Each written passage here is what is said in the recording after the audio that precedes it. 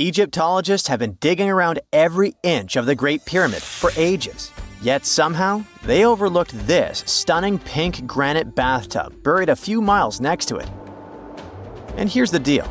This mysterious oval tube lying next to the Khufu pyramid for years may provide evidence that the Egyptians built the pyramids not only for monumental purposes, but also to generate electricity, experimenting with it long before Alessandro Volta and Thomas Edison.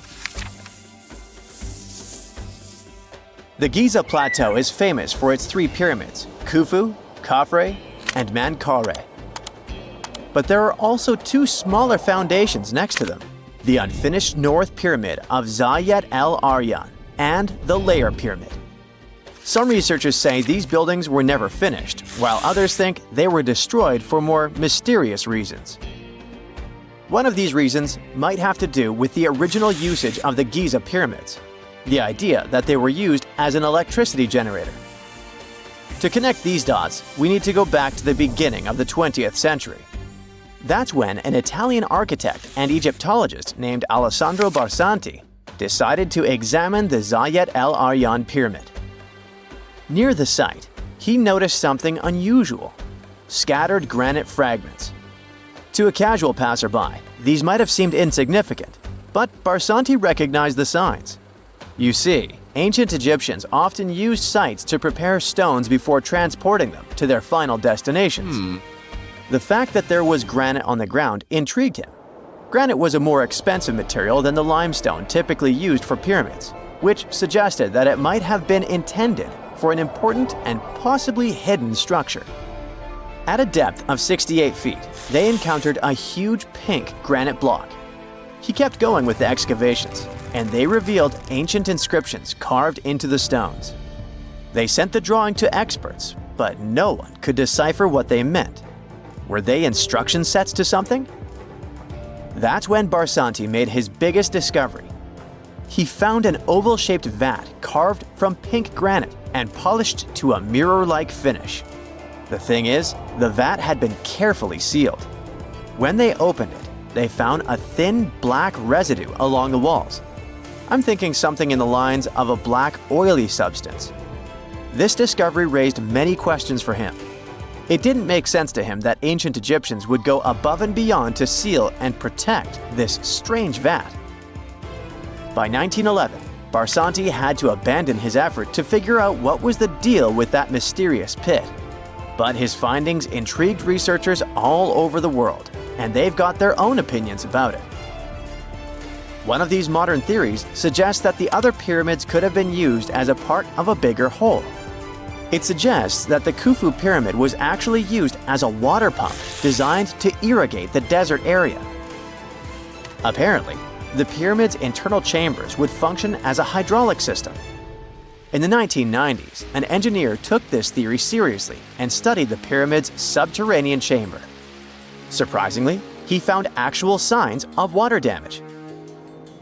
Apparently, the pyramid generated powerful compression waves, aka pulses, that could create electricity. This raised an important question. Could the ancient Egyptians have used the pyramids as a generator in order to produce electricity? On paper, that was proven to be possible. But hey, agreeing on the original use of the pyramids is probably one of the most difficult things in the world. So, we're still not 100% sure about this. Apart from that, Egypt is a playground for important discoveries regarding humanity's past. I mean, scientists have just discovered what looks like a cosmic command center, similar to that room from the Doctor Strange movies. They discovered an L-shaped astronomical observatory, measuring around 9,000 square feet, dating back to the 6th century BCE. Definitely the first and largest of its kind from that era. The mud brick structure housed tools used for calculating dates related to ancient Egyptian rites, royal coronations, and agricultural plans. This observatory is located in the archaeological site known as the Temple of Futo, just 50 miles east of Alexandria. It's pretty impressive. The structure was designed so that you'd get inside the room through an east-facing entrance. This way, you'd get to see the sunrise. Once inside, you'd find a pretty huge shadow clock, used to tell time by tracking the movement of shadows inside the room. This variant of a sundial clock was nearly 16 feet long. That was quite an exciting discovery. Another interesting one was that scientists and Egyptologists have discovered the first ever pregnant mummy. Now, even if we know quite a lot about mummification processes, we keep making discoveries that open new doors into the lives of ancient Egyptians. It took so long for someone to find out this mummy was expecting at the time she was embalmed because she was placed in a male's coffin. More specifically, a male priest. Historians say that during the 19th century, a lot of traders mixed coffins up in order to sell them. Yes, that means they opened them and switched mummies to please their buyers. It was a complete surprise because they were hoping to study more about ancient health issues when they opened this coffin up. But they had another special research on their hands: prenatal practices in ancient Egypt. This mummified woman, who lived about 2,000 years ago, was from 20 to 30 years old when she passed away. She was found in Thebes, and her remains were incredibly well preserved. You see, mummification recipes varied across Egypt. In this woman's case, researchers could tell she was a member of the high society since she was buried with special amulets. But since mummification methodologies differed so much between cities and time periods, they still have to dig further to understand why she was embalmed along with her baby. Speaking of mummies, scientists were digging up a final resting place in Saqqara, also in Egypt, and they unearthed two embalming workshops. One was for humans and the other for sacred animals. Apparently, the workshops date back to about 2,400 years ago. They were equipped with stone beds, clay pots, and ritual vessels. Everything you needed to mummify. But that's not all. Archaeologists also stumbled upon cheese stored in jars behind tombs that were over 3,000 years old. Yep, cheese. This shows that the ancient Egyptians were pretty savvy when it came to preserving food, too. They knew how to store stuff for the long haul, not just the mummies. It really shows how they applied their preservation skills to both food and bodies, giving us a glimpse into their impressive technological know-how. Scientists have also found one of Egypt's oldest complete mummies, and to their surprise, it was completely covered in gold.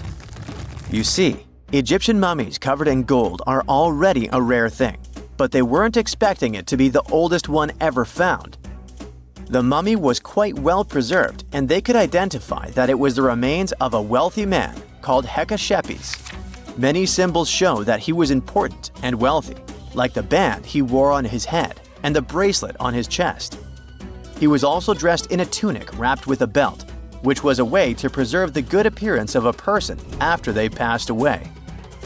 To reveal it, they had to open the final resting place with mortar. Basically, it was like they were opening a time machine, just as the ancient Egyptians did 4,300 years ago. If you think about it, it's almost like entering a time capsule. Enough about mummies. Scientists also found something very exciting hovering above the pyramids. They had to use a fancy top-notch radar known as LARID, aka Low Altitude Long Range Ionospheric Radar, which can see these invisible waves far away into the sky. LARID helped them discover giant plasma bubbles floating in the air above the pyramids. These bubbles are called plasma bubbles, and they wreak havoc on modern technologies. I mean, they can disrupt GPS and phone signals for hundreds of kilometers in diameter from where they're located. These bubbles are massive, sometimes as big as cities, and they're caused by the sudden depletion of charged particles in the ionosphere. So, instead of spreading out evenly throughout the ionosphere, they stick together in this wave-like form. This was a pretty important discovery because it can help scientists understand how to prevent these waves from messing with our technology. Something strange is lurking beneath the sands of Giza, and scientists have no idea what it is. Archaeologists just found a hidden structure near the Great Pyramid using advanced ground scanning technology. What's inside? Nobody knows, but excavations are already underway. The Great Pyramid of Giza is one of the most famous monuments on Earth. But it doesn't stand alone. It's surrounded by an ancient necropolis, a massive royal graveyard filled with tombs and monuments. They belong to pharaohs, nobles, and other high-ranking officials. Most of these tombs are above the ground. They're called mastabas, rectangular, flat-roofed tombs built from limestone or mud brick, and they've been studied for decades. But from old movies, we know that these weren't simple graves. They have deep vertical shafts leading to underground burial chambers, where the past was sealed away for eternity. And recently, archaeologists found one curious empty space in the cemetery, a completely unexplored patch of ground.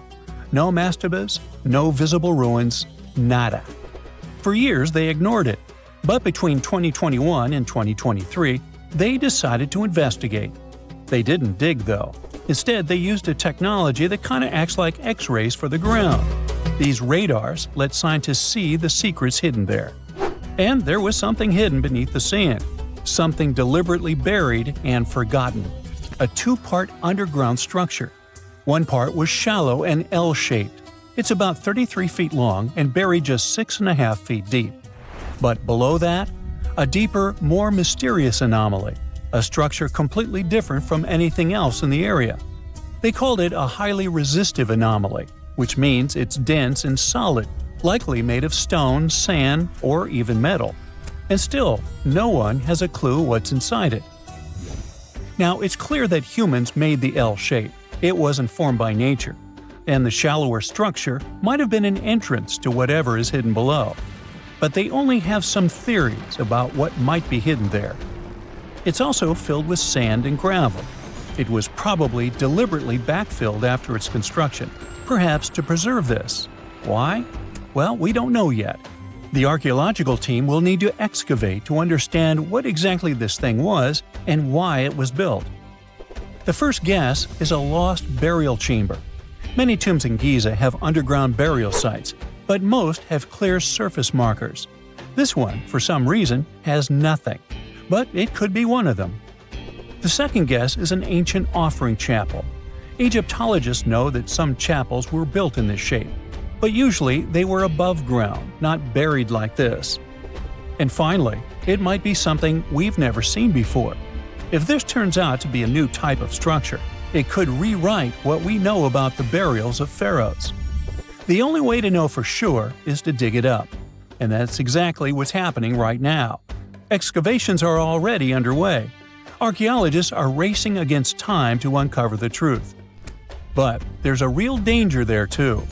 Giza's fragile ancient structures need to be handled carefully. Otherwise, they could be damaged beyond repair. So all we can do is wait for the truth. Now, these tombs always held fascinating mysteries. Unfortunately, we'll never learn tons of these mysteries because of some relentless tomb robbers. Egyptian tombs were built to guard the bodies for eternity. But that absolutely didn't stop people from breaking in and stealing everything valuable inside. They've been bothering these ancient sites for thousands of years, starting way back in Pharaoh's times. Many of the most famous tombs, including those in Giza, Saqqara, and the Valley of the Kings, were looted. It was a common practice in ancient Egypt. And they were serious about this whole thing. They dug secret tunnels to bypass traps and walls, bribed or threatened tomb workers to get inside knowledge, cracked open sarcophagi to grab gold, jewelry, and artifacts. And by the time modern archaeologists got to most of these tombs, they had already been picked clean. The reigning pharaohs got tired of this infuriating nonsense. The Valley of the Kings, the famous burial ground of Egyptian royalty, was supposed to be the ultimate safe zone. Tombs were built deep underground, hidden in the desert. Passages were sealed with giant stone blocks. False doors and traps were added to confuse thieves. Even curses were written on the walls, warnings of horrible endings for anyone who dared to disturb the tomb, which is exactly where we got all those horror stories about mummies from. Spoiler alert, none of it worked. Most tombs in the Valley of the Kings were fully robbed within 100 years of being sealed.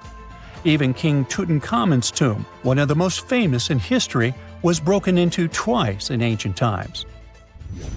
Some of them decided to try and fight back. The New Kingdom rulers built hidden unmarked tombs in a way that should have prevented the looters from finding them, but didn't work. Some pharaohs, like Ramses II, were moved in secret to prevent their bodies from being stolen. Nope, didn't matter. The grave robbers always won. That's because tomb raiders weren't just random thieves. They were skilled, organized, and well-connected. They knew exactly where to look. Many were the ones who had built these sites in the first place, and they knew where the entrances were. If they couldn't smash through the doors, they'd dig through the walls, floors, and even ceilings to break inside. They also worked fast, often within a few years after the tombs were sealed, before anyone forgot where the valuable stuff was. The Khufu's pyramid, the one that's next to this newly discovered structure, was looted long before modern times. The one thing left inside when explorers got there? An empty granite box where the sarcophagus used to be. Unfortunately, it's not just about gold. History itself gets stolen during these raids. Ancient Egyptians wrote detailed records of what exactly and where they buried. So when archaeologists compare these lists to what's found, they can see what's missing, which is often everything valuable. Most artifacts don't end up in museums. They just disappear into private collections, where they can never be studied again. Which is, of course, completely unfair. In fact, a few countries have had enough and started passing laws to take historical artifacts back from private collectors. In Italy, if you own an ancient Roman artifact, you must prove you got it legally. China is actively hunting down stolen artifacts, and they must find ways to retrieve it back from the Western collectors. In Egypt, they passed new laws making it illegal for private citizens to own any ancient Egyptian artifacts at all. Other countries, like the US, the UK, Germany, or Switzerland, are completely fine with rich guys owning their history. The British Museum is built on looted things. European empires invaded half the planet and took whatever they wanted back home. Their museums are often full of such stolen artifacts, and unfortunately, they refuse to give most of them back. For example, the Rosetta Stone. It was taken from Egypt by Napoleon's army, then stolen again by the British after they beat the French. Egypt has been demanding to return for years, but they still can't get it back. Or the Parthenon marbles. These magnificent massive Greek structures were taken from the Parthenon in Athens by a British lord in the 19th century. Greece has been begging for them back ever since, but the UK doesn't feel like it. Not to mention tons of Mesoamerican artifacts scattered in various museums across the world. European explorers raided Mayan and Aztec temples, took statues, jewelry, and sacred objects, and now Mexico is fighting to get them back. Well, wouldn't it be surprising even if this mysterious underground chamber has somehow been looted already? But if it's a newly found place, could it be one of the few that escaped the hands of grave robbers? Could there still be ancient artifacts, untouched for 4,500 years? We can only hope that those guys didn't get there first. Most people know that pyramids were built as grand tombs for the pharaohs, designed to ensure they had a smooth journey to the afterlife. The Great Pyramid of Giza, for instance, was constructed for the pharaoh Khufu. But what most people don't know is that this whole pyramid building trend started right here with the step pyramid of Djoser about 4,700 years ago. This massive structure was built for Pharaoh Djoser, a ruler from Egypt's 3rd dynasty. It rises 7 layers high above the ground and stands about 200 feet tall. We think of it today as a phenomenal architectural project, but for ancient Egyptians, the step pyramid of Djoser turned out to be more like a massive experiment, a trial run, if you will, to perfect their building skills before they moved on to even more ambitious pyramids. Reaching new heights is super exciting, but the real mystery is what is going on below the ground. In this pyramid's underground labyrinth, there is a network of tunnels stretching about 3.5 miles long. And some researchers believe these tunnels might have been part of a sophisticated water system that could completely change what we think about pyramid construction. Let's talk about this massive complex located in Saqqara. Surrounding the pyramid, there's what's known as a dry moat, a continuous trench that is up to 164 feet wide and almost 2 miles long. It forms a sort of rectangular shape around the pyramid. This trench has an average depth of about 65 feet. Now, if you were to add up all the earth and rock they dug out to create this moat, it would be about 10 times the volume of the step pyramid itself. For the longest time, people just assumed this trench was nothing more than a huge quarry, a place where they dug up stone and clay to build the step pyramid. Makes sense, right? But when you take a closer look, it doesn't add up. The trench is too narrow and deep to be practical for mining, and its layout doesn't match anything we know about ancient Egyptian quarrying methods.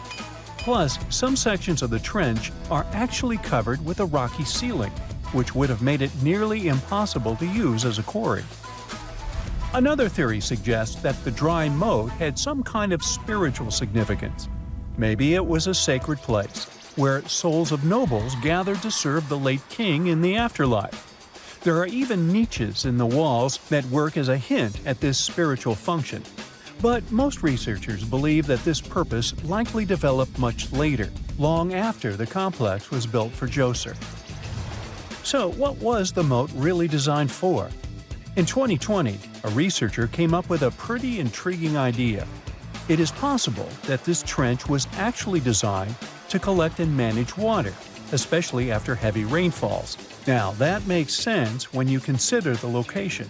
The moat sits in an area that could easily have been flooded by runoff water from nearby plains.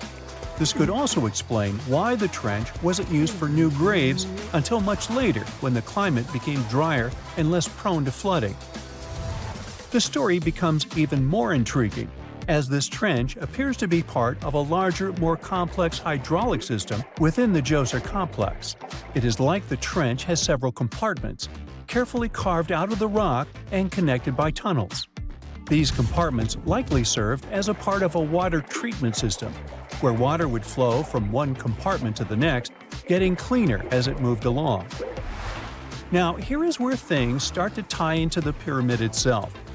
The Djoser complex has a series of underground shafts, and some researchers think that water from the moat's deep trench might have been used to power a hydraulic lift system, and this giant water-powered elevator could have been used to raise the heavy stones needed to build the pyramid. It worked like a volcano, but instead of lava, water did the heavy lifting. Imagine a big deep hole in the ground at the center of the pyramid site. Inside this hole, there was a huge wooden platform, kind of like a giant raft that could move up and down. When the workers wanted to lift a heavy stone, they would fill the hole with water. As the water rose, the wooden platform started to float up, carrying the stone with it, almost like a giant water-powered elevator. When the stone reached the right height, the workers slid it off the platform and onto the pyramid. The idea is that water from the deep trench, after being cleaned and filtered, would flow into these shafts. A massive float, possibly made of wood, would then rise as the water filled the shaft, lifting the stones up to where they were needed for construction. Once the stone was in place, they'd let the water out, lowering the platform back down to the bottom, ready to lift the next stone. This fancy hydraulic lift system could have been a game changer, making the whole building process a lot faster and more efficient without using a lot of workforce. It is like the ancient Egyptians were already embracing the whole idea of work smarter, not harder. But of course, not everyone is on board with this theory. Some experts argue that the area where the step pyramid of Djoser was built couldn't have held enough water from occasional rains to maintain such a fancy hydraulic system. The main theory suggests that, in the past, there might have been some kind of lake nearby that would have filled up after a period of rain, and this lake could have supplied water to the complex's hydraulic system. But there is no mention of such a lake in any ancient Egyptian writings, so it might be more of a what-if situation than a reality. And then there's the issue of the hard work itself. Remember when I said this method could have allowed the ancient builders to raise stones with far less effort? Well, that might not be entirely true. According to some experts, just building this hydraulic device would have required a lot more heavy work than simply moving the stone blocks using good old-fashioned manpower. And let's not forget, the step pyramid of Djoser is like a baby pyramid compared to those that came later. The stones used for Djoser's pyramid weighed, on average, about 660 pounds each, which is nothing compared to the more than 2.5-ton blocks used later for the pyramid of Chephren. If this cool water lift theory gets completely ruled out, we still need to explain how this pyramid was built in the first place. To answer that, we need to rewind a bit and talk about the original plans. See, before Djoser's tomb became a pyramid, the idea was to construct a simple mastaba. This type of tomb was pretty common in earlier periods, a flat-roofed, rectangular structure with sloping sides. But after the original mastaba was finished, they decided to expand it a bit by adding more layers on top. And then they added even more layers, until the construction reached 6 distinctive steps, each one smaller than the previous. And they probably did all this by raising those heavy stones using ramps, not a water-powered elevator. There is still so much we don't know about the step pyramid of Djoser. More research is definitely needed to fully understand how this system worked, or if it even existed at all. But the idea of using water to help build the pyramid adds a whole new layer to our understanding of ancient Egyptian engineering. It's a powerful reminder of just how clever and resourceful those builders were, using the natural landscape and the power of water to create one of the most iconic monuments in history. What is a boat doing in the middle of a desert? You would expect to find a seagoing vessel closer to shore. This is the question archaeologists have been asking for decades. In 1988, there was a storm near one of the most important archaeological sites in ancient Egypt. A wooden structure emerged from the sand. It was hollowed out by termites. Scientists were determined to solve its mystery. In 2000, they began excavating the site near Abydos, Abydos. An American team of experts soon discovered a boat that was 70 feet long, and it wasn't alone. In total, there were 14 boats neatly resting next to each other. It was impossible to completely dig out the boats because of their poor condition. Luckily, the wood was preserved enough to get a sample. Analyses revealed that the boats were around 5,000 years old, the oldest fleet in human history to this date. The time of their construction predates the pyramids at Giza by half a millennium. Each ship of the fleet rested in a vault that matched its dimensions. The room was roughly a third of the size of a tennis court. It had mud brick walls that featured more than 120 drawings of boats. Ancient Egyptians incised them on whitewashed walls that were excellently preserved. Scientists have known about these mysterious chambers for well over a century. 1901, 1902. A British archaeologist, Arthur Weigel, stumbled upon a strange structure west of the River Nile. His team caught a glimpse of the interior walls. Sadly, a section of the roof collapsed, so they had to call off further exploration. Researchers abandoned the site, but its location remained on the maps. The boat's position first led scientists to think that they rested on a bank of the mighty Nile. But there was a problem with this theory. Today, the river flows almost 7 miles west of Abydos. Further studies of the surrounding terrain showed the Nile didn't change its course throughout history. Also, if the boats floated near a dock, they would be in unstable positions. The 14 vessels at Abydos were perfectly parallel to each other. There was only one conclusion possible. Someone had deliberately placed them like that. They must have gone through a lot of effort. Each boat had enough room for up to 30 rowers. These vessels could really float. They weren't models, but scholars still don't know if they actually sailed any body of water in ancient Egypt. This doesn't diminish the importance of the find. Previously, archaeologists found only small-scale models. In King Tut's tomb alone, there were 35 boat models. For a long time, these figurines were the only clues as to how ancient Egyptian vessels looked like. The boat's design confirms that they were the real deal. They are the earliest surviving examples of something called built boats. Ancient people constructed primitive vessels by hollowing out large tree trunks. The alternative was reed that was tied together to form a raft. The boats at Abydos had planks tied together. This was a major breakthrough in shipbuilding. During their lifetime, the boats must have seemed impressive. Timber was a valuable commodity at the time. There was no wood in the desert. Cedar had to be imported from Lebanon. The only person who could afford such luxury was the pharaoh. Studying the area around the ancient fleet provided more answers.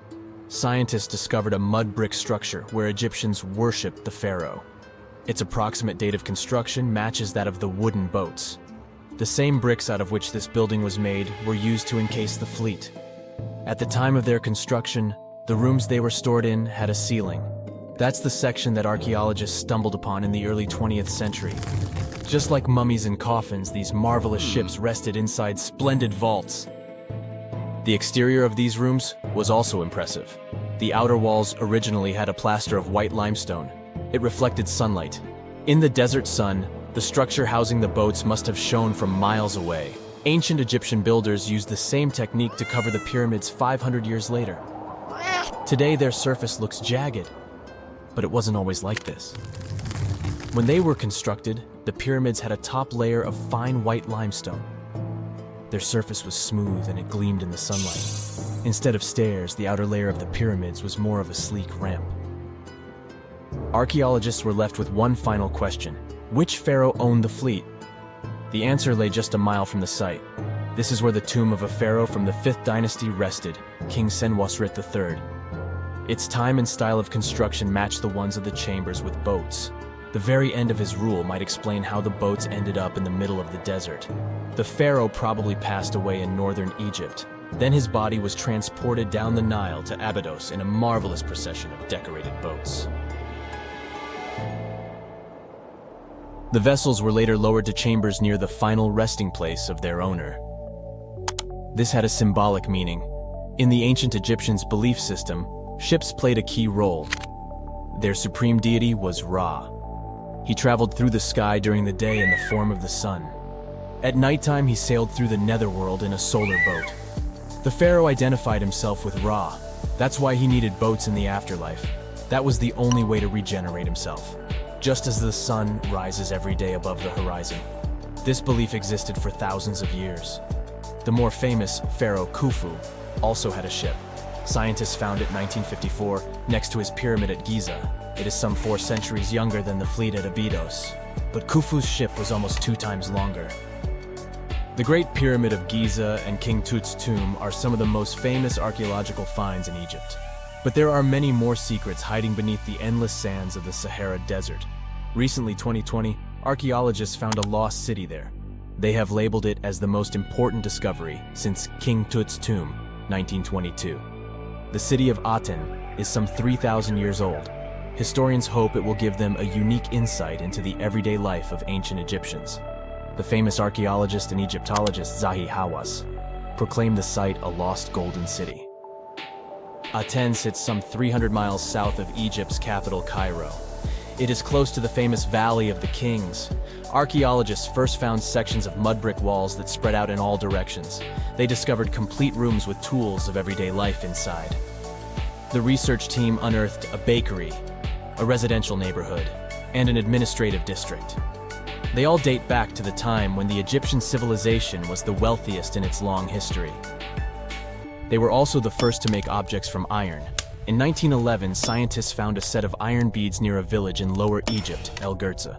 These are the earliest known iron artifacts. The discovery is literally out of this world. Ancient people made them by beating into shape a piece of a meteorite. The 9 beads were once part of an ornate necklace. They are now blackened and corroded, which is perfectly normal for a piece of jewelry that is over 5,000 years old. They consist of an iron-nickel alloy.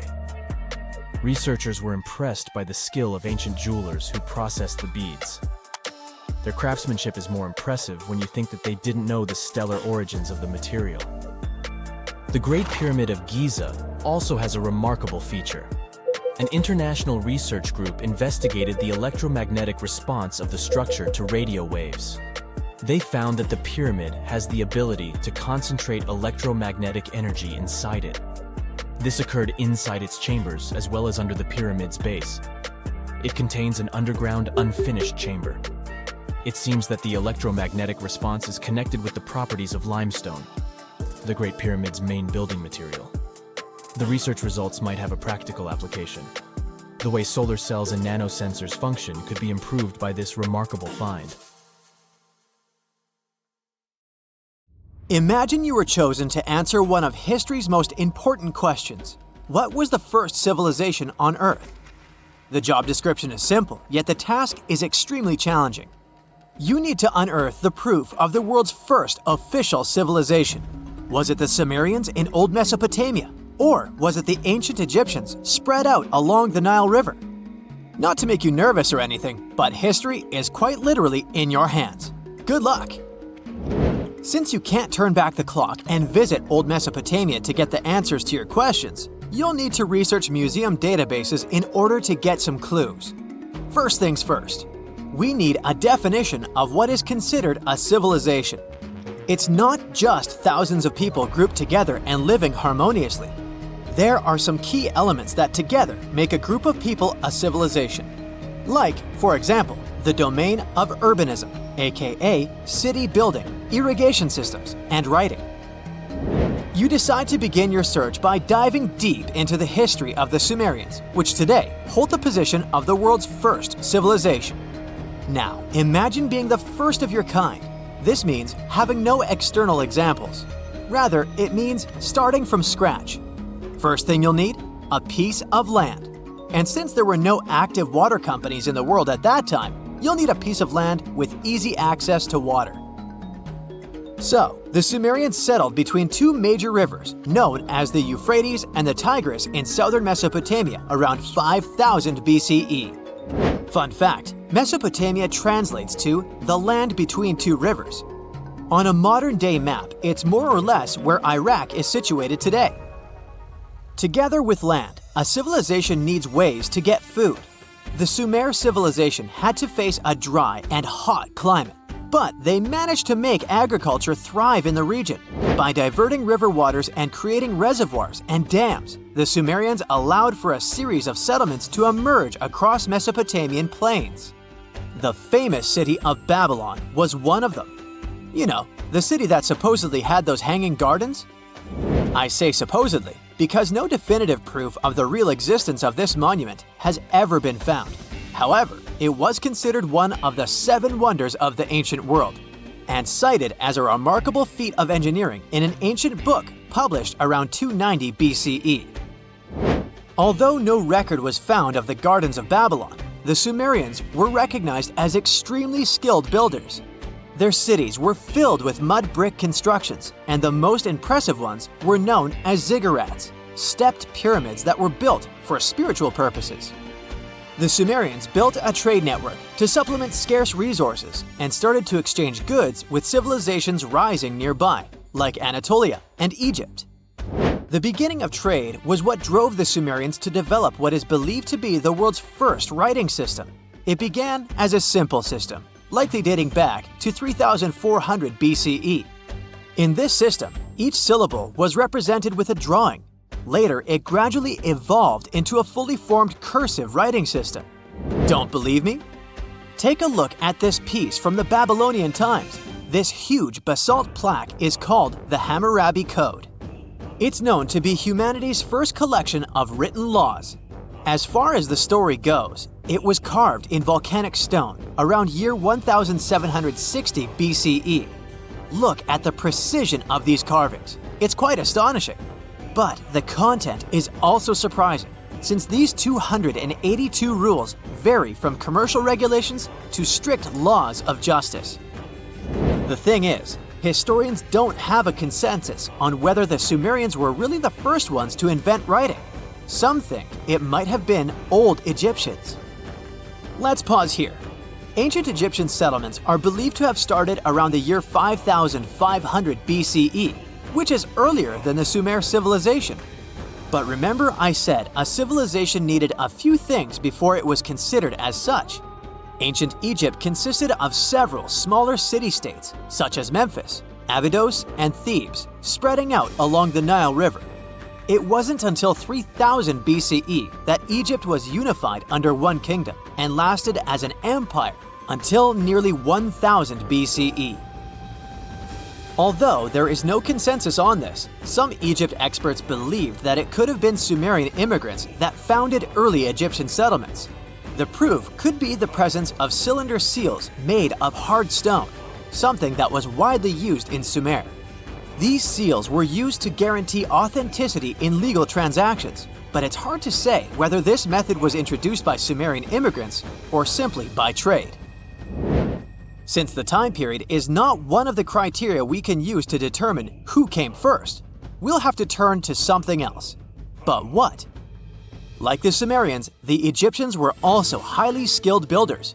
Duh, they built the famous Giza pyramids and many others all over their territory. In order to enhance their building techniques, they delved into developing a more profound understanding of mathematics. They developed a new form of measurement called the cubit, which was the equivalent of an arm's length. The Great Pyramid, for instance, is 440 cubits per 440 cubits. They were also innovative astronomers, combining their mathematical skills with attentive astronomical observation. They were the first civilization to use a 24-hour division of the day. And they even created a solar calendar, which was the first dating system in history to feature 365 days in 1 year. Okay, it's undeniable how impressive they were. But some experts say that the dispute has to be settled through the comparison of their writing systems. Hieroglyphic writing, the first Egyptian style of writing, is said to date back to 3000 BCE. It was a composition of over 700 symbols, which were carved in stone. For a long time, researchers believed that the Sumerian writing had come before Egyptian, but in a recent discovery made by Yale researchers claims otherwise. Archaeologists have discovered a panel of 4 signs that are believed to have been written around 3250 BCE. Oh, and they've also found another rock drawing depicting a pregnant elephant that can date back to 4000 BCE. Now, there's also a third possibility that fewer people seem to mention: the Indus Valley Civilization, also known as Ancient India, located around the area of modern-day Pakistan and India.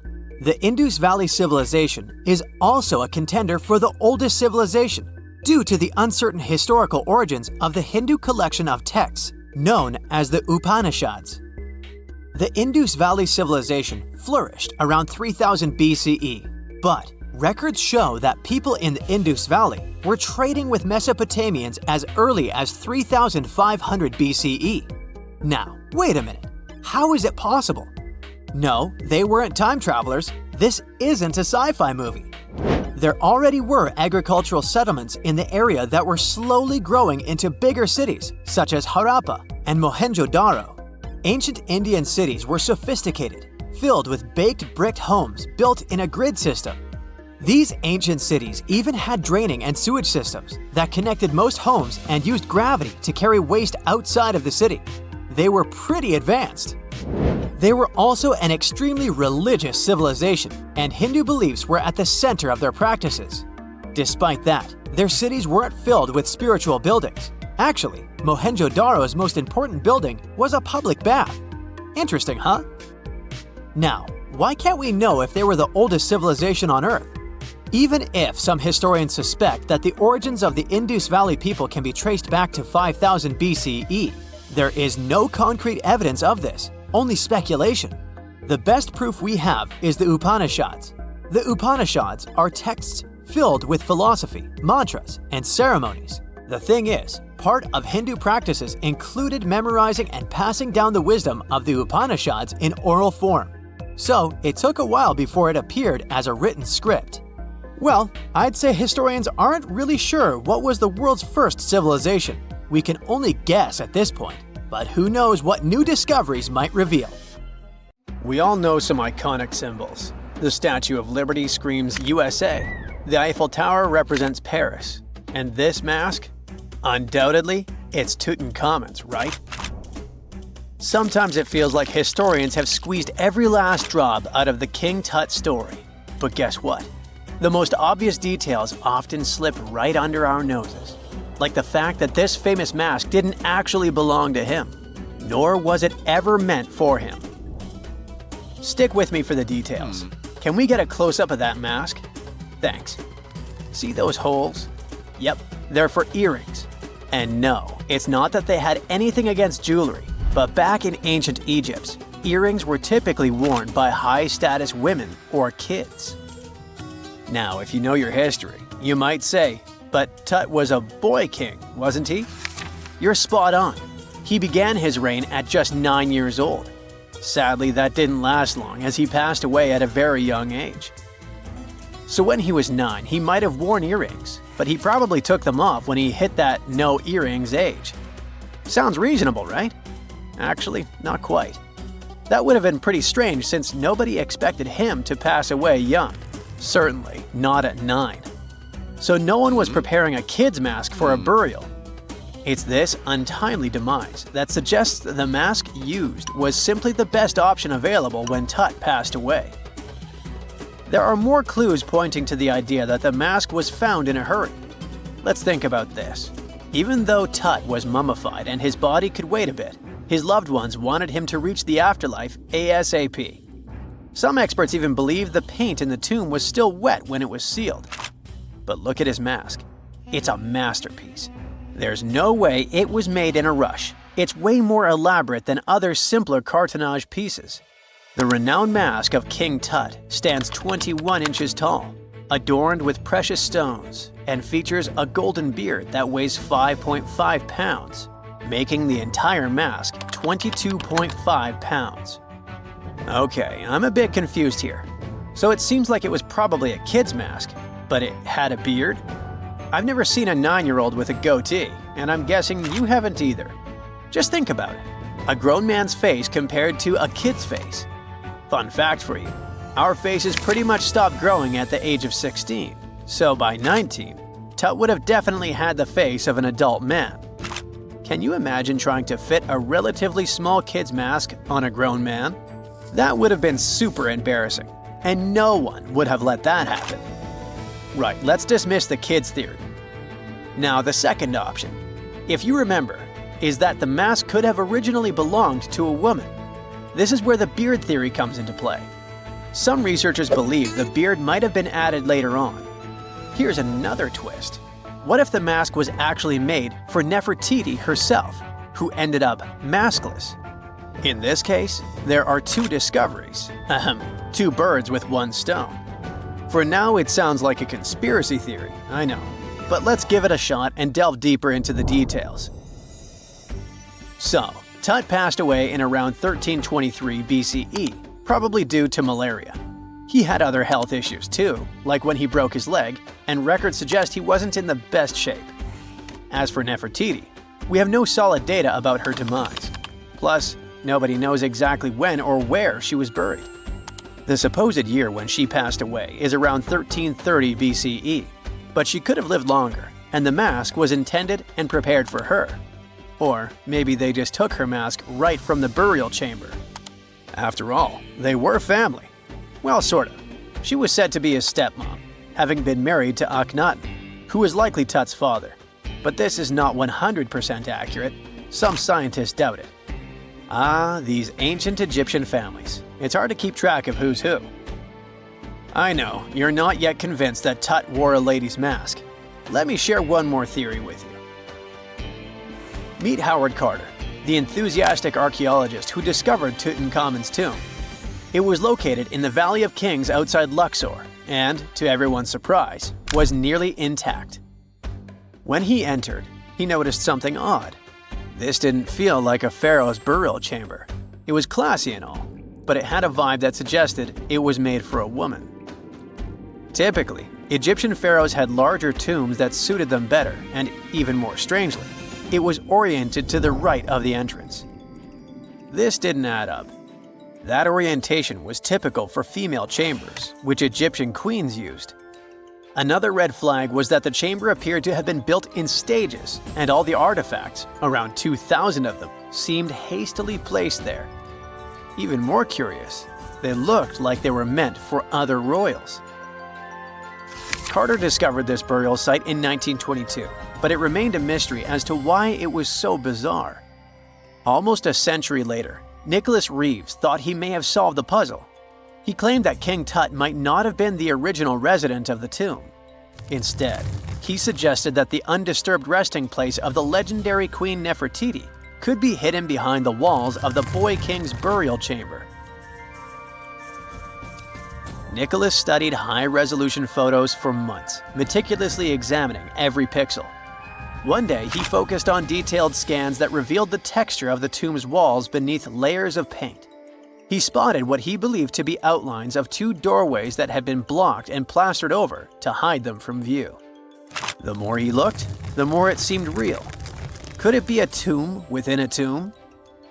Nicholas theorized there was a hidden storeroom behind the western wall of King Tut's tomb, and his chamber might just be the outermost section of a larger corridor-style network of rooms. It all sounds fancy, but sorry to break it to you, Reeves' theory was debunked. To find out if he was onto something, experts had to use ground-penetrating radar to see the unseen. Reeves' idea was that if there were gaps, it could indicate the presence of additional rooms. And at first, in 2015, one expert even thought he had found a hidden room. But the glory didn't last for long. A year later, after double-checking, it turned out there were no hidden doorways. By the way, Nefertiti isn't the only legendary woman from Egypt whose burial site remains a captivating mystery. There's a cool legend about Cleopatra that you might enjoy. It's said that she once declared, "No man will ever find my tomb." Kind of fitting, right? After all, the person who's come closest to uncovering her final resting place is a woman. Fast forward a few millennia after she passed away, and while no man has located it, archaeologist Kathleen Martinez believes she might have cracked the code. She's been on the quest for Cleopatra VII's tomb for nearly 20 years, and recently discovered a bust that she thinks represents the famous queen. However, not everyone is on board with her claim. Some experts argue that the bust doesn't resemble Cleopatra at all. Alongside this intriguing marble statue, Martinez's team also unearthed 337 coins, some of which, less controversially, feature Cleopatra's likeness. But the real part is that it's still not officially confirmed. There's no doubt about the existence of the small bust. It's carved from white marble, fits in one hand, and shows a woman wearing a royal crown, according to a translated statement from the Egyptian Ministry of Tourism and Antiquities. The big question, though, is who it actually depicts. While Martinez insists this statue is a representation of Queen Cleopatra VII, many other archaeologists argue that the facial features don't match, suggesting it likely belongs to a princess instead. Sorry, I can't resist the temptation of breaking the magic for a moment.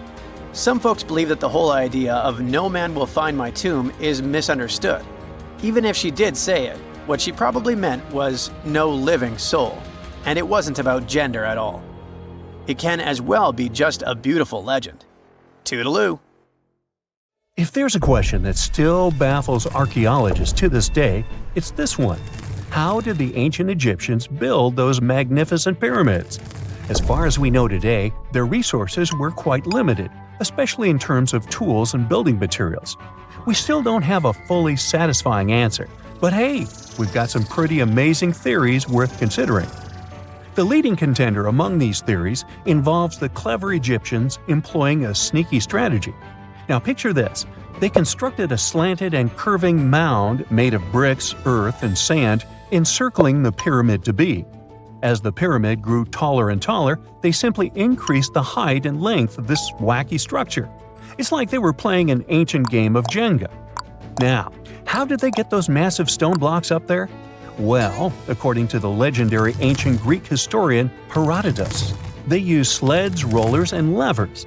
It sounds like they turned construction into a supersized game of tug-of-war. And guess what? Herodotus also claimed that the Great Pyramid, the one from Giza, the granddaddy of them all, took a whopping 20 years to build. There's more. Herodotus also dropped a mind-boggling number on us. 100,000 men were supposedly involved in this pyramid extravaganza. Did they hire the entire Egyptian population? Well, it might not be as far-fetched as it sounds. These men were probably mostly farmers, so they probably focused on the pyramids when there wasn't much work to be done in the fields. Like during the flood season of the Nile River. Obviously, specialists in the archaeological community had something to add to this theory. By the late 20th century, they discovered some evidence that suggests the workforce might have been smaller and more permanent than previously thought. Instead of a massive army of 100,000 pyramid builders, they proposed that a modest crew of around 20,000 workers, accompanied by support personnel like bakers, physicians, and even spiritual leaders, could have gotten the job done. There was also this theory that claimed that the pyramids were actually built from the top downward. It suggested that these colossal structures were nothing more than isolated hills used as quarries. The stones were supposedly drawn from these hills, and over time, competing engineers took charge and transformed them into the iconic pyramids we know today. Now, before you dismiss this theory as a wild fantasy, some folks thought it wasn't completely crazy. After all, there are instances where isolated hills exist, so maybe this theory had a tiny glimmer of truth.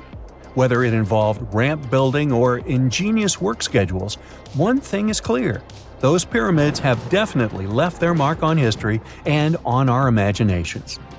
Now, speaking of ancient Egyptian mysteries, there's this gigantic unfinished obelisk sitting in ancient Egypt, and scientists are trying to figure out how it was shaped. Now, some people suggest that our industrious ancestors used handheld pounders to get the job done. One expert has a different take on the matter, though. He argues that if we take a closer look at the pattern left behind by the shaping tool, we'll notice something peculiar. The walls of the trenches surrounding the obelisk display a neat and even pattern, which is pretty unlikely if they were pounded away by mere mortal hands. According to this expert, those horizontal striations are usually the result of a tool that takes breaks while removing material, leaving its mark on the surface. But wait, there's more. Imagine the tool being rocked back and forth against the trench walls, clearing away the waste to keep the trench from narrowing. Well, in that case, the tool might have left some funky horizontal striations where it was pressed against the sidewall. This sounds like some fancy technology at play, don't you think? And guess what? The dynastic Egyptians probably didn't have access to that kind of know-how. Another famous Egyptologist from way back also uncovered a bunch of core drills during his adventures. Although the actual drill bits are missing, his collection houses these particular core remnants made of limestone, alabaster, and even granite. These constructions aren't the only amazing thing the ancient Egyptians left behind, though. As it turns out, the Egyptians were the genius minds behind the creation of the handheld mirror. Yeah, that little mirror you use every day to check yourself out. But here's the twist. These mirrors are like pieces of art. They were decorated with inscriptions and figures. But that's not all. The Egyptians had a serious concern with their appearance. They knew the importance of personal hygiene and looking fabulous. So, in their quest for pearly whites, they invented toothbrushes and toothpaste. Dental problems were pretty common back then, and their smiles weren't exactly all white. Dentistry wasn't their strongest suit, you see. Maybe their minds were distracted by all that pyramid building. So that doesn't mean those ancient toothpaste recipes weren't amazing. One delightful concoction included rock salt, mint, dried iris petals, and pepper. Some brave dentists in the 21st century tried it out, and it worked pretty well. Ground-up ash was also used in another recipe to create a tooth cleansing paste. Mint was missing, so that didn't do much for their breath. That's when the genius Egyptians came up with the world's first breath mints. They made tablets from heated spices like cinnamon, and they mixed it with honey. Now, let's shift gears to home decor, Egyptian style. They surely took ornamentation to the next level. While the concept of decorating furniture started in Mesopotamia, the Egyptians cranked it up a notch. They went all out with different colors of ink and even developed various weights of paper. Oh, and let's not forget about those cute little area rugs we all have in our homes today. Guess who came up with the idea? Yep, the Egyptians. They used the versatile papyrus plant to make those cozy rugs. And speaking of trends, the Egyptians loved their knickknacks. They had an assortment of small figurines in the shapes of cats, dogs, and people. These statues were made from various materials, like simple sun-dried mud to the ultimate bling of gold. It all depended on how loaded you were. The Egyptians were also all about farming, and they knew that clean water was crucial for their crops and animals.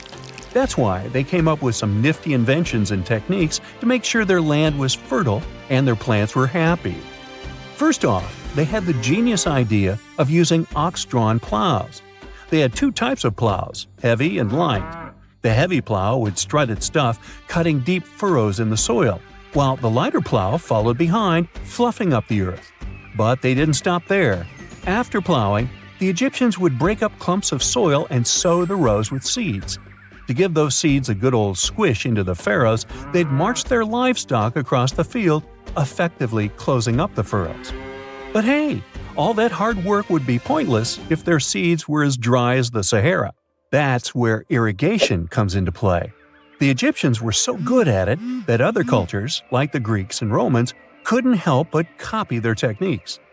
Now let's switch gears and talk about the marvelous architecture of ancient Egypt. These folks weren't just skilled farmers, they were also architectural maestros. They built these fancy canals to carry water to farms and villages, and boy, did they know how to make those canals look pretty. Just imagine strolling along a canal lined with ornate structures. The pharaoh Ramesses the Great was quite the overachiever when it came to construction. One of his mind-blowing creations was the construction located at Abu Simbel. This building was designed so that twice a year, the sun would shine directly into it and illuminate the statues of Ramesses. And let's not forget about the corbelled arch. Without this architectural gem, we'd be missing out on some mind-boggling structures like the Great Pyramid. The Egyptians knew how to make things stand tall and proud, thanks to their engineering and construction wizardry. They built grand halls and inner sanctums that make your jaw drop. And some of these temples doubled as astronomical observatories. Beneath the sands of Luxor, scientists found something that was perhaps never meant to be found. Over 1,000 decorated stone blocks that belonged to the ruined temple of a woman pharaoh. It got us thinking, why was this temple so brutally destroyed, and who was this woman? Her name is Hatshepsut, and she is now considered one of Egypt's greatest pharaohs, but for a long time, history almost forgot her. She ruled during the 18th dynasty, from around 1479 to 1458 BCE. She's remembered for her ambitious building projects, successful military campaigns, and flourishing trade expeditions. It turns out she was one out of 4 women to take the title of pharaoh in Egyptian history. The next woman would have to wait for 1,500 years to reign, and that woman we know as Cleopatra. The story of how Hatshepsut got to be a pharaoh is the most colorful part of this tale. As far as most dynastic rules go, it's usually men that are first in line for royal thrones. In Egypt, that was the same.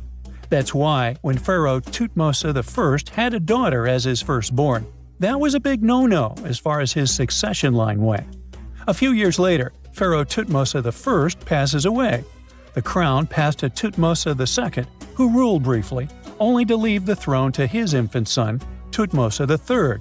In this scenario, Hatshepsut was this pharaoh's stepmother. So what happened was that Hatshepsut served as advisor to her stepson, since he was too young to rule on his own. But after 7 years, she made an unprecedented move. She decided to seize power and declared herself Pharaoh of Egypt. Now this was not a simple power grab. Hatshepsut understood that if she wanted to rule, she had to present herself as a legitimate king. In a bold move, she adopted the full royal regalia, including the false beard, traditionally worn by male pharaohs. She was often depicted in statues and hieroglyphs as a man, wearing the pharaoh's kilt and headdress. But this wasn't about disguising herself. Experts believe she never tried to hide her identity. Inscriptions on her statues often included feminine titles, like Daughter of Re, or grammatical structures that combined male and female terms, such as His Majesty herself. This showed that while she adopted traditional symbols of kings, she still acknowledged her true gender. But she needed to go even further. To legitimize her rule, she crafted an elaborate origin story. She claimed that the deity Amun himself had visited her mother in the form of her father, Thutmose I, and that she was his divine daughter. Now this was no small claim, since pharaohs were seen as deities on earth. By aligning herself with Amun, she strengthened her right to the throne. In temple carvings, she depicted this divine birth with Amun, presenting her as his rightful heir. These narratives weren't just mythology, they were tools, ensuring her position remained unchallenged. Hatshepsut also took a new name, Ma'at-Kari, which translates roughly to "truth is the soul of the sun god." The word Ma'at was central to Egyptian beliefs. It represented order, justice, and divine balance. Pharaohs were expected to uphold Ma'at to ensure Egypt's stability. By calling herself Ma'at-Kari, Hatshepsut was likely reinforcing that she was a legitimate and rightful ruler. Her reign was truly great. She led Egypt into an era of peace and prosperity, launching massive building projects and restoring temples across the kingdom. Her most famous achievement was the construction of her temple at Deir el-Bahari, a pretty impressive architectural masterpiece carved into the cliffs of Luxor. Hatshepsut initiated one of the most ambitious construction projects in ancient Egyptian history, commissioning monuments, temples, and obelisks to immortalize her reign. It's argued that she continued with the construction of the Avenue of the Sphinxes, a grand road lined with statues leading to the Karnak Temple. For many, her shining architectural achievement was the towering obelisk she had carved from single pieces of granite. One of these, weighing over 320 tons, still stands today. Now, beyond building, she expanded Egypt's influence through trade. She sent an expedition to the mysterious land of Punt, believed to be modern-day Somalia or Eritrea, bringing back riches like gold, ivory, and exotic animals. Her fleet of ships sailing the Red Sea marked the first recorded trade mission of its kind, establishing economic ties that would benefit Egypt for generations. Yet, for all of her success, something strange happened after Hatshepsut passed away. Her successor, aka her stepson Thutmose III, who had been overshadowed by her rule, took a drastic step. He ordered her name to be erased from history. Her statues were defaced, her inscriptions chiseled away, and her achievements credited to other rulers. It was as if she had never existed. Some believe Thutmose III wanted to reclaim his rightful place as pharaoh, while others suggest that later rulers, uncomfortable with the idea of a female pharaoh, sought to restore traditional male dominance. The story gets even more tragic. The power struggle between stepmother and stepson continues, since, even after her passing away, Thutmose III built his own temple right next to Hatshepsut's at the Valley of the Kings. But he built his temple with one deliberate modification. His monument was built 11 feet higher than hers. Mind you that this was no accident, it was a symbolic statement. He wanted to overshadow her legacy. But history had other plans. Hatshepsut's legacy started to be rediscovered in the 19th century, and it was only through careful archaeological investigation that her reign was properly recognized. Today, Hatshepsut is remembered as one of Egypt's greatest pharaohs. Her reign, once erased, has been reconstructed through constant archaeological discoveries, proving that her power and influence could not be so easily forgotten. Her resting place had been hidden in plain sight, her body removed from its original chamber in an effort to erase her from history. This final piece of evidence cemented her legacy, proving that even attempts to erase a pharaoh could not really do it. Hatshepsut's grand temple, Djeser-Djeseru, was a stunning architectural feat, designed to immortalize her reign and solidify her divine connection to Amun. But after her death, her successor, Thutmose III, launched that calculated effort to erase her legacy, and parts of her temple were dismantled. Historians still debate why. Was it a dynastic power move, an attempt to restore traditional male rule, or a bid to strengthen Thutmose III's claim to the throne? Maybe he was just a jerk. Whatever the reason, the destruction wasn't immediate. It happened decades after her death, suggesting it might not have been a personal revenge, but a broader political strategy. Yet, despite these efforts, her temple endures, and so does her story, a defiant echo of Egypt's first great female pharaoh. Let's travel through space and time to another place. Dashur, Egypt, is known to be home to several resting places of people from ancient Egypt. In the year 2017, scientists uncovered a long-lost pyramid. They quickly called the Ministry of Tourism and Antiquities because they suspected it was going to be a big deal. Unlike most pyramids that were found in the area, this one was completely sealed. Lifting the capstone was a delicate process. When they finally managed to open the pyramid, they expected to find an undisturbed chamber. Instead, it was chaos. The place had been looted, and the personal items of the person that had passed away were scattered all over. But in the middle of the wreckage, they found a chest. Using the latest scanning technology, they managed to read the damaged hieroglyphs on its surface. What they found was unbelievable. The name inscribed there was as clear as day: Princess Hatshepsut. Ooh. The discovery made in 2017 also opened up a lot of questions. After further analysis, scientists discovered the remains belonged to another Hatshepsut. It belonged to a princess that lived during Egypt's 13th dynasty. The fact that a resting place had been looted before it was sealed made scientists wonder, were these ancient people trying to hide something about this public figure? And why is there almost no record about her in ancient Egyptian history? Ooh, stay tuned. Consider the Great Pyramids, one of the original 7 wonders of the world and the only one that still exists today. Did you know that the pyramids of Giza weren't the only pyramids out there? And they weren't even the first ones. First, there were the pretty good pyramids, but they didn't catch on. Nah, I made that up. Back to the story. In ancient Egypt, it was believed that kings were chosen by gods to serve on earth as their mediators. In the afterlife, they were expected to become gods themselves. The pyramid complex was built to make sure that the king had everything they might need in the afterlife. The complex included the pyramid, a palace, and temples. The tomb in the pyramid, where the king was buried, was filled with many things they might need, like furniture, food, and gold vessels. Actually, the first pyramid had been built 80 years before the first pyramid of Giza appeared.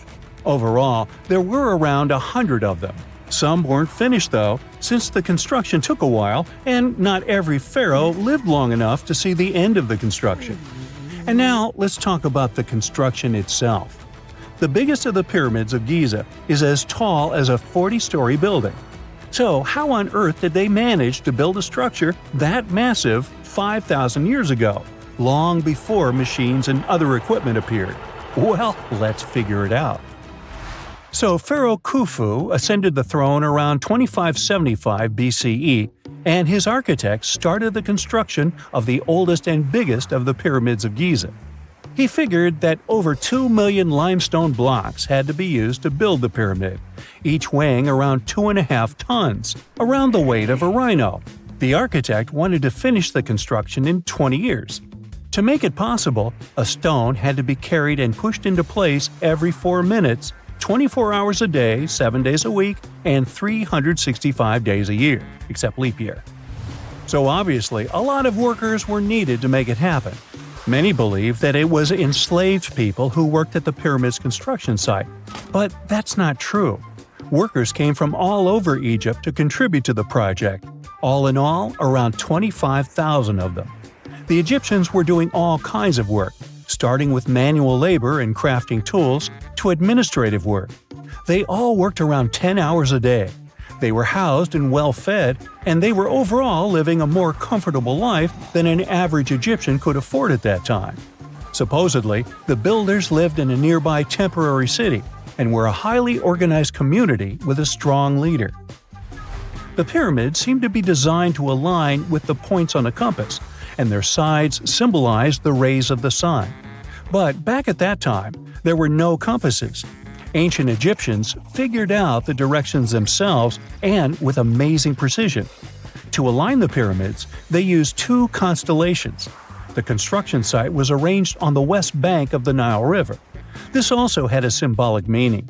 Just like the sun sets in the west, life sets in the west as well. The second pyramid of Giza was for Khufu's son, Pharaoh Khafre. It's a bit smaller, but this one has the famous noseless statue of the Sphinx. Of course, originally it had a nose. I would tell you what happened to it, but it's still a mystery, and no one knows for sure. Sphinxes have the body of a lion and the head of a human. They were considered guardians of important areas. This famous sphinx, also pronounced sphinx, has the head of Pharaoh Khafre and is guarding his pyramid, facing the sunrise. The sphinx is one of the biggest and oldest statues in the world. Originally, it not only had a nose, but was also painted. Scientists have discovered traces of the red color of its face. So, most likely, the sphinx was painted red. There are also remains of yellow and blue color on its body. The statue definitely wasn't boring. Till around 1800, the Sphinx was buried up to its shoulders until an adventurer with a team of 160 men dug it out. But let's get back to the construction. The workers, of course, needed stone blocks. There were two main places where people could get these stones. One source was close to the construction site, but that fossil-lined yellow stone was only suitable for the pyramid's interior. The limestone blocks for the exterior were hauled from 8 miles away on 30-foot-long sleds. Apparently, it wasn't too hard to pull them. The sand mixed with the right amount of water was pretty slick, and 10 people could move a sled even with a rock weighing so much. Surprisingly, cutting off a block of limestone wasn't the biggest problem. When in the ground, it was soft and could be split relatively easy. But after getting exposed to the air, limestone hardens. So the most difficult part was to shape the blocks. That step was crucial because the smallest inaccuracies could lead to the whole pyramid collapsing. So, okay, those limestones were mined, carried on a sled, shaped, and then what? How could they be put into place? Well, this is still a mystery. Archaeologists have discovered the remains of a ramp system that dates back around the time the pyramids were being built. So historians have come to the consensus that, most likely, the Egyptians designed a unique ramp system to move and pull huge stone blocks. The most common opinion is that there were several ramps around the pyramid. There probably was a central ramp with 2 staircases on each side of it built over the pyramid stones. The ramp was growing as the pyramid was getting higher. People might have been walking up the stairs, pulling up stones on wooden sleds. But this is just one of the options. Other experts say that the ramps were around the pyramid, and some say that the ramps were inside the pyramid. Maybe we will never know for sure, and it'll forever remain a mystery. The exterior limestone of the pyramid was polished with sand and stone until it gleamed. On top, there was a gold and silver capstone, which glimmered over Egypt like a second sun. So that's how it was 5,000 years ago. Now, about the interior. Surprisingly, there's not much inside the pyramid. Most of it is just solid stone with very little open space. But let's take a quick look inside. From the entrance, there are 2 stairways, one going down and the other going up. They take us to the chambers. There are 3 of them inside. Now, why is that? Apparently, throughout the whole construction, a burial chamber had to be prepared at all times, just in case a pharaoh kicked the bucket before the construction ended. So, separate chambers were built one after another as the construction progressed. The last of them was the main one. It's called the King's Chamber. It's the one where Khufu was resting. It's the biggest room at the very heart of the pyramid, and there's a big passageway leading to it. It was likely used as a kind of elevator to move granite up to build the interior. Granite was also used to make 5 stories of support beams to ensure that the pyramid didn't collapse. And we can see that it worked since it's been standing for centuries. Unfortunately, none of these chambers have hieroglyphs on the walls. If you want to see the writings, you should go to the decorated tombs near the pyramids. Those pieces of art are depiction of ancient Egypt's culture and daily life. The texts allow researchers to study their language and grammar. The treasures that once were in the pyramids have been taken by people. There are also many secret tunnels and passages inside the pyramids. But even today, no one knows the whole plan of the interior. Scientists have been sending little robots with cameras inside for many years, but there's still a lot we don't know about the pyramids. Now they're trying to use an X-ray to scan the pyramids from the outside without going inside. So yeah, ancient Egyptians did create a mystery no one has been able to crack for 5,000 years already.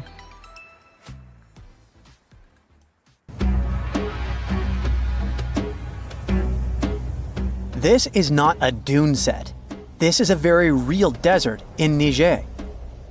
Jado was probably built by the nomadic Sao people and is filled with ksars, which are fortified houses made of salt and clay, with giant walls and secret passages. Located deep in the desert, it was once a vital stop for trans-Saharan caravans, but is now a hotspot for smugglers and bandits. The site has been off-limits since 2002 due to its dangers. The origin of the ksars remain a mystery. No archaeological studies have been conducted, leaving many questions unanswered. Even today, shifting sands reveal and conceal parts of these ancient ruins, fueling local speculation about what might still be hidden beneath the desert. Speaking of connective tunnels, scientists were blown away by the discovery of lava tubes in Saudi Arabia. These underground passages form when molten lava cools down. Researchers believe that ancient nomadic groups may have utilized these tunnels to survive the super harsh desert climates. While excavating the tunnels, archaeologists uncovered artifacts, rock art, and skeletal remains. The art and animal bones show that the people who used the tunnels were probably sheep and goat herders. They're still piecing together whether these groups lived in the tunnels for extended periods or just used them as temporary shelters. The Great Pyramid of Giza has been standing for thousands of years, but it's still hiding secrets. Using special scanning technology, scientists found two hidden structures under an ancient burial ground. The first is a shallow L-shaped structure, and below it is a much larger space that could be a final resting place or a chamber. The smaller structure was filled with sand on purpose, while the deeper one might be an empty chamber. Experts believe the two are connected, possibly as an entrance leading to a secret chamber. This is big news because it might give us some more insight into who built the pyramids and why. The world is full of ancient writing, but some messages refuse to give up their secrets, like the mystery of the Bash Plemi tablet. This unusual stone, pulled from a lake in Georgia, is covered in symbols no one can read. Even with modern technology, experts are completely stumped. The tablet is about the size of a book, with 60 symbols carefully carved into its surface, but 39 of them don't match any known language.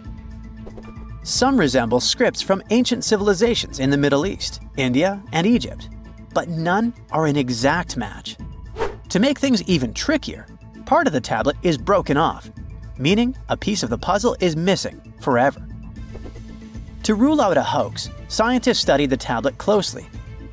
They confirmed it's made of vesicular basalt, an extremely tough local rock.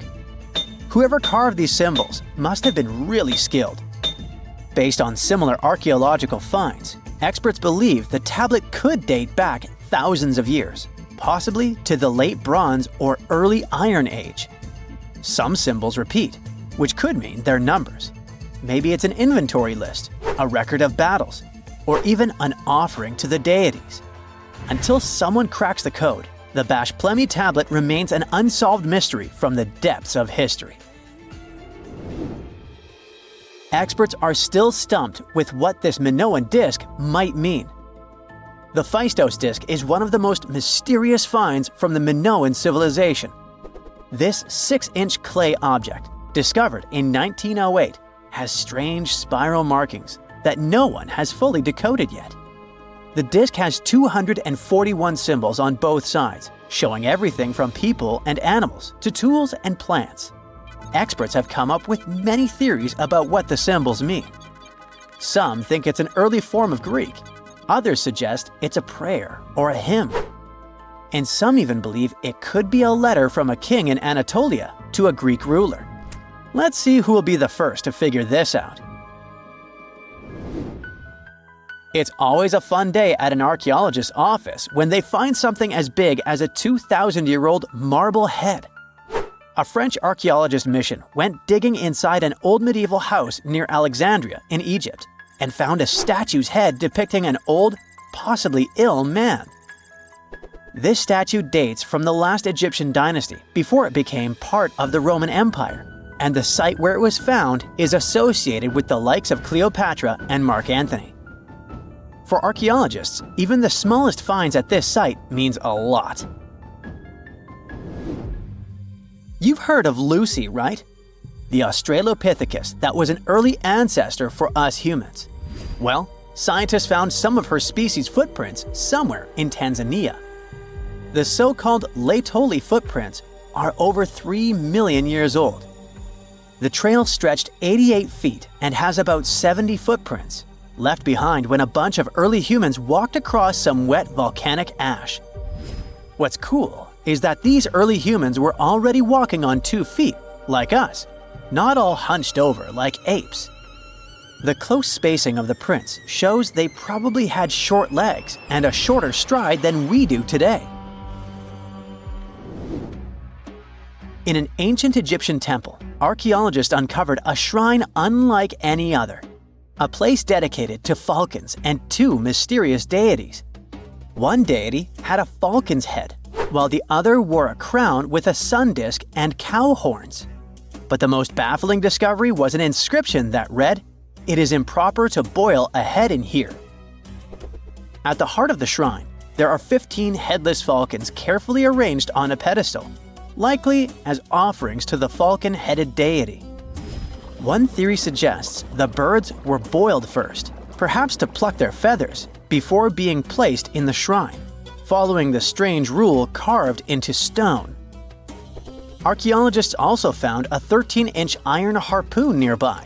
Its true purpose remains unknown, although the shrine also held remains of fish, mammals, and bird eggs, suggesting that the rituals may have included feasting. And speaking of ancient Egypt, meet Hathor. Scientists named her after the ancient Egyptian deity of motherhood, music, and singing. This wooden statue, housed at the Metropolitan Museum of Art, was thought to be just a beautiful artifact, until a surprising secret was uncovered. Using an X-ray machine, experts found a mechanical operating system inside it, with pulleys and axles connecting her shoulder to her left leg. When activated, the system made her hand raise and lower, an engineering marvel from over 3,000 years ago. The statue was created during Egypt's Middle Kingdom, around 1800 BCE, and is often compared to 19th century automata due to its advanced design. It's believed the statue was used in religious ceremonies, symbolizing Hathor's role in dance and music. An unexpected discovery happened in northern Kuwait, where a Kuwaiti-Polish team uncovered a mysterious 7,500-year-old statue. The statue features an elongated skull, no mouth, narrow eyes, and a flattened nose. This feature is thought to be an Ophidian figurine, named after the Greek word for snake, and it was likely made by the Ubaid culture, a civilization known for their pottery skills.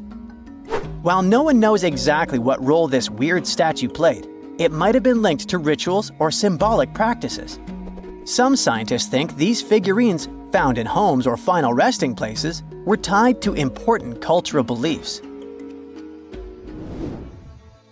We couldn't mention unresolved mysteries of this world without speaking about these elongated skulls. In the deserts of Peru, researchers uncovered 5 ancient skeletons, 2 with unnaturally elongated skulls. While head shaping was common in many cultures, these skulls defy explanation. Local legends tell tales of the so-called gentiles, a mysterious race banished underground by the powerful deities. Some say this is what the skulls represent. Others think this is some type of genetic anomaly, which was confirmed after finding an infant skull, too large to be artificially shaped. Wow! Scientists have found a lost city beneath Egypt's pyramids. And it's incredibly large, bigger than the biggest target you can imagine. Underground chambers, passageways, and vertical structures. Scientists have no idea what purposes they serve. But let's start from the very beginning. Italian and Scottish scientists studying the Pyramid of Khafra discovered something that looked like secret tunnels under 3 pyramids. This find might change what we know about ancient Egypt. The expedition, called the Khafra Project, was led by Corrado Malunga from Pisa, Italy, and Filippo Biondi from the University of Strathclyde, Scotland.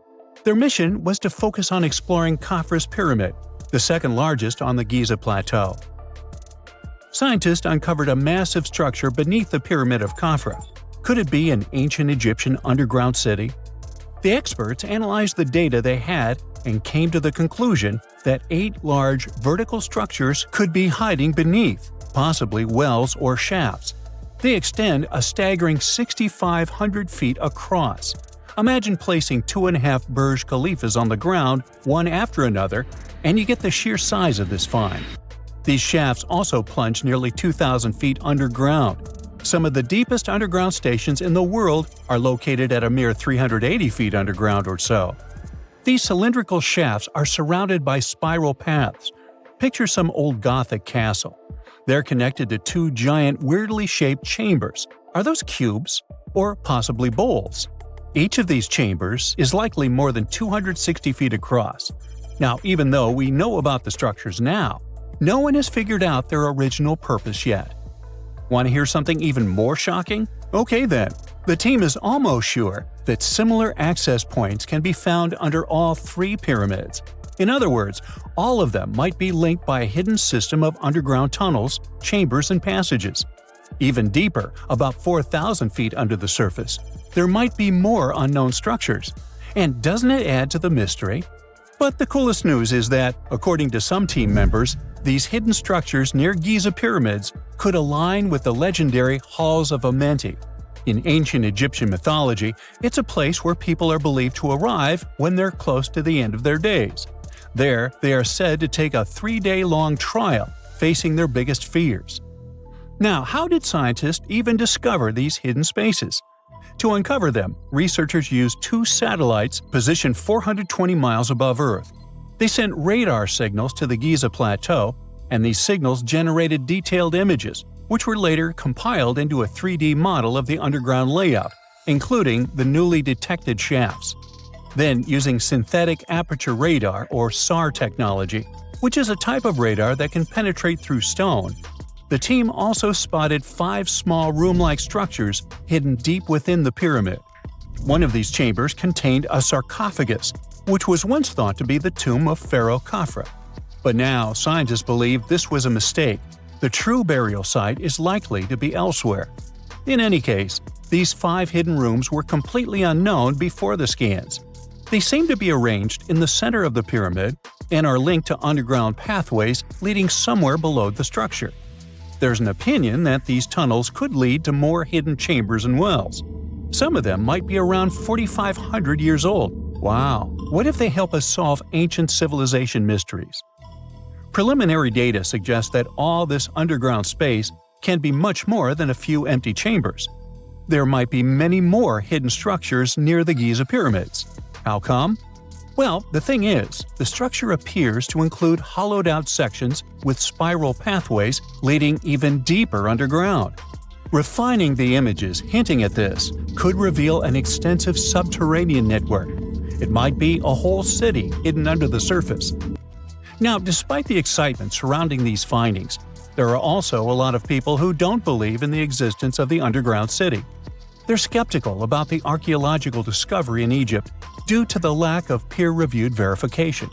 That's why several archaeologists and radar experts have challenged the validity of the claims. They've explained that the technology used to make the discovery may not be advanced enough to produce such detailed underground imagery. According to them, the 5 smaller chambers found near the surface could be natural formations, since the area had had sacred significance long before the construction of the pyramids. Some experts have even dismissed the use of radar methods in this context altogether. They call these methods scientifically unproven and question their accuracy. The discovery has also reignited discussions about ancient Egyptian myths and the possibility of hidden texts lying somewhere beneath the Giza pyramids. The layout of the newly detected underground chambers shares similarities with mythological accounts of the Hall of Records, a rumored chamber that could preserve early Egyptian wisdom. If confirmed, these findings could significantly reshape the understanding of Egypt's sacred topography. Plus, this lost city beneath Egypt's pyramid could become physical evidence of previously unknown underground structures. That's why the Khafra project is super eager to begin excavating to confirm their findings. But getting approval from Egyptian authorities is a challenging process. The discoveries still need to undergo peer review before they are accepted by the academic community. By the way, this recent archaeological discovery in Egypt comes on the heels of another discovery involving a weird structure beneath the Royal Giza Cemetery, which researchers believe is unnatural in origin. Archaeologists used remote sensing techniques and uncovered a mysterious L-shaped structure underground in the Western Cemetery of Giza. This area is known to house burials of royal family members and high-ranking officials. Many of the tombs in the cemetery have above-ground mastabas, rectangular stone or mud brick structures with flat roofs. But there is an area in the center of the cemetery where there are no above-ground structures. To investigate this unexplored region, the team used electrical resistive tomography and ground-penetrating radar. ERT works by sending electrical currents into the ground and measuring the resistance to detect remains. As for GPR, it sends radar into the ground and maps the structures based on the radar's return. The team found an anomaly about 6.5 feet beneath the surface. It appeared to be an L-shaped structure measuring at least 33 feet in length. The readings suggested that the structure had been backfilled with sand after its construction. This made the team hypothesize that it could be a mix of sand and gravel, or possibly an air void. This anomaly was classified as a highly resistive structure, which meant it didn't occur naturally. Motoyuki Sato, the study's lead author and professor at Tohoku University in Japan, claims that the structure is not a natural formation due to its sharp shape. Another weird thing about ancient Egyptian pyramids is that historians have long believed that they were built primarily for royals and high-status individuals who had the wealth and power to create such massive structures. However, new research from the archaeological site of Tombos in modern-day Sudan challenges this assumption. The thing is, Tombos' pyramid may have served as burial sites for low-status workers as well as elites. The hard-working members of ancient communities may have found their last resting place in some of the most visible monuments, including the pyramids. Located along the Nile River in the ancient region of Nubia, Tombos became part of Egypt after its conquest of the area around 1400 BCE. That's when Egypt established the site to strengthen its colonial control. Workers at Tombos built pyramids, but those were much more modest than the famous pyramids of Giza. The research team reanalyzed 110 human skeletons from Tombos, originally studied in 2012. In particular, they examined the entheses, the areas where tendons and ligaments attach to bones. Such an analysis can give us insights into the amount of physical labor a person performed. When someone does hard labor, their bones often develop distinct crests and ridges at these attachment points due to the stress on the tendons and ligaments. And while some skeletons showed little change in their entheses, suggesting they belonged to individuals from the upper classes, others showed more serious changes. It means they belong to lower-class workers. This finding can totally challenge our earlier understanding of pyramid burials, especially the idea that only elites were buried in the pyramids, because the pyramids themselves were designed for the elite. This recent research may prove that lower-class workers may have found their final resting place in these monumental structures too.